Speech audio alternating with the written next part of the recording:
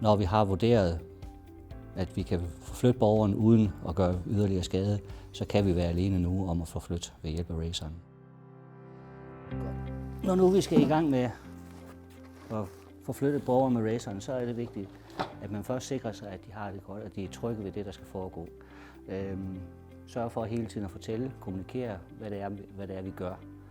Det, jeg vil sætte fokus på her, det er mine arbejdsstillinger omkring det at bruge raceren, både i samlende situationen og når vi får borgeren op fra gulvet. Så vi begynder. Klumpen vejer en del, men her er mulighed for at skubbe den ind under, så undgår vi et løft, og det er jo det, vi allerhelst skal. Så jeg skubber den ind og får borgeren til at bøje benene og skubber den på plads under. Samler, går tæt på, sådan. Bevæger mig rundt og kigger, så jeg har min krop i forbindelse med, eller i længde af det, jeg skal lave her, for at undgå vrid.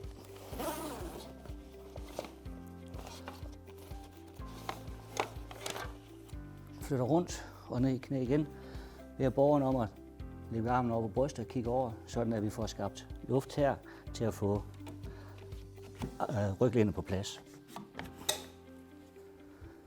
Tag nummer 2, bevæger mig rundt og går om på den anden side.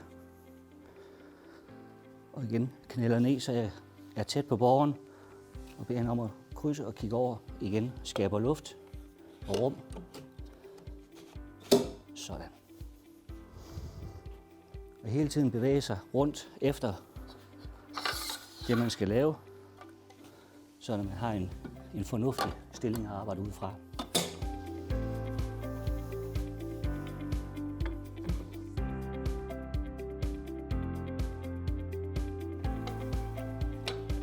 Og igen, frem så jeg kan se, hvad jeg har med at gøre.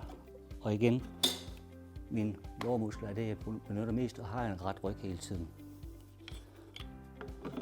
Så er stolen samlet, og vi skal til at løfte, og her er det vigtigt at have god kontakt, øjenkontakt til borgeren, fortælle, hvad det er, der skal foregå, og så støtte op under nakken, på grund af, at der vil komme et træk i nakkemusklerne, og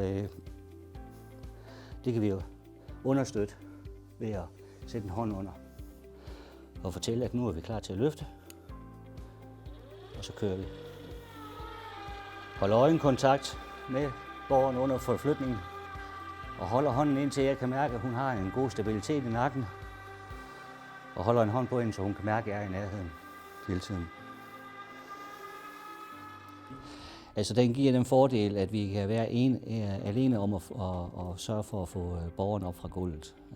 De hjælpemidler, vi har brugt hidtil, har vi skulle være 2 omkring, for at støtte borgeren korrekt, for at undgå belastningsskader på både personale og på borgeren. Det har været nogle tunge og lidt uhandige størrelser at have med at gøre, især også for at få dem placeret rigtig under borgeren, hvor vi har været nødt til at skulle trække og løfte lidt i borgeren. Og kommunens forflytningspolitik siger, at vi skal undgå manuelle løft, og det gør vi her i forbindelse med raceren. Vi kan hurtigere frigive et personale ved fald, hvor vi førhen har haft 2 personaler, der har stået i måske en halv time og skulle samle en person op. Nu kan vi så nøjes med at være 1, og så kan den anden tage ud til de besøg, som måske ellers ville blive udskudt.